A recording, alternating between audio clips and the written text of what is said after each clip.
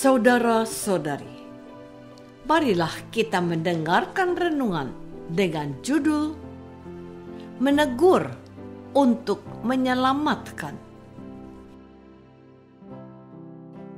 yang berdasarkan pada Injil Matius bab 18 ayat 15.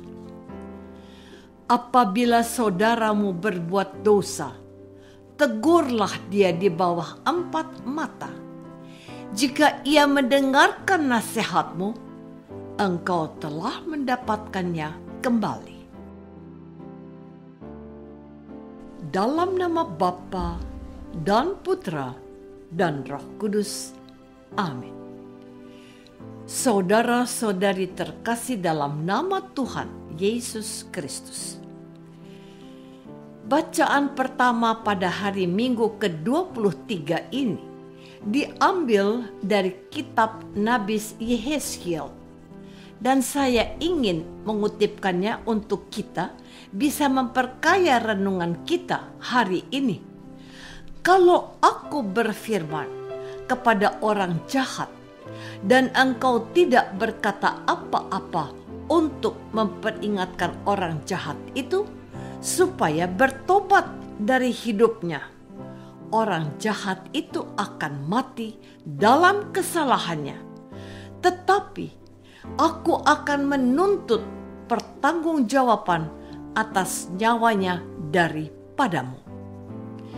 Tetapi jikalau engkau memperingatkan orang jahat ini supaya bertobat dari hidupnya, tetapi ia tidak mau bertobat, ia akan mati dalam kesalahannya.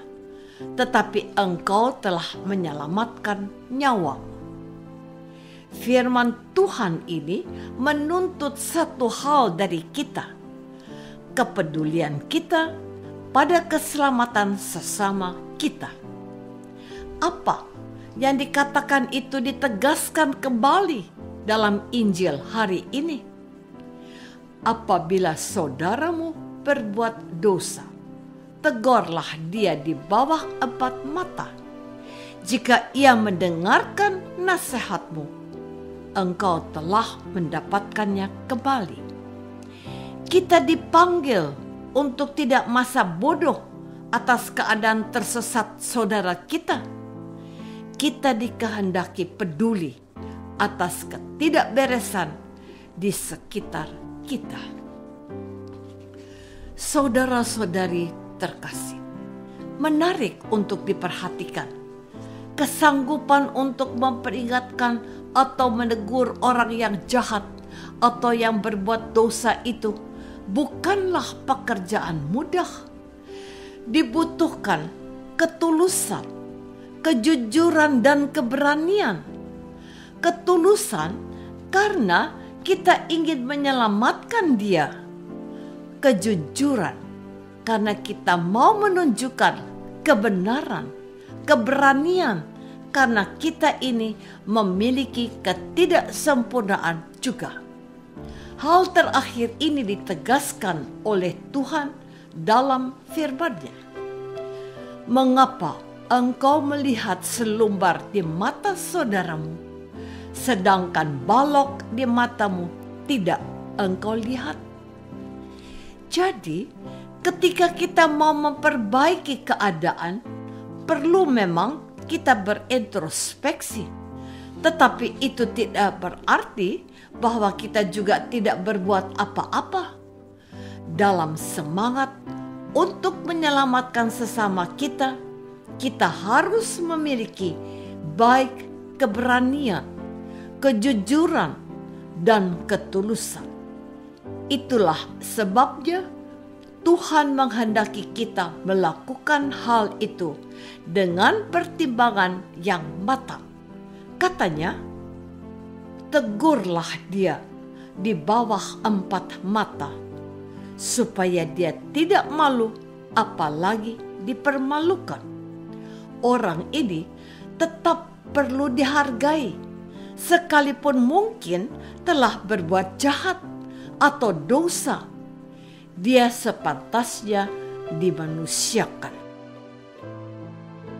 Saudara-saudari terkasih, pertanyaan yang harus muncul dalam hati kita untuk sanggup menegur atau memperingatkan orang yang jahat atau berdosa itu adalah motivasi atau maksud terdalam yang ada di dalam hati kita. Rasa peduli, betul. Rasa khawatir, pasti. Namun, di atas itu semua, karena kita mengasihi Dia, karena kita ingin Dia bertobat dan menjadi selamat. Apa yang lebih kita nantikan daripada bahwa orang yang kita tegur atau peringatkan itu menyadari kesalahannya dan bertobat, serta menjadi manusia baru yang hidupnya lebih baik? Menegur untuk menyelamatkan, bukan menegur untuk membongkar aibnya.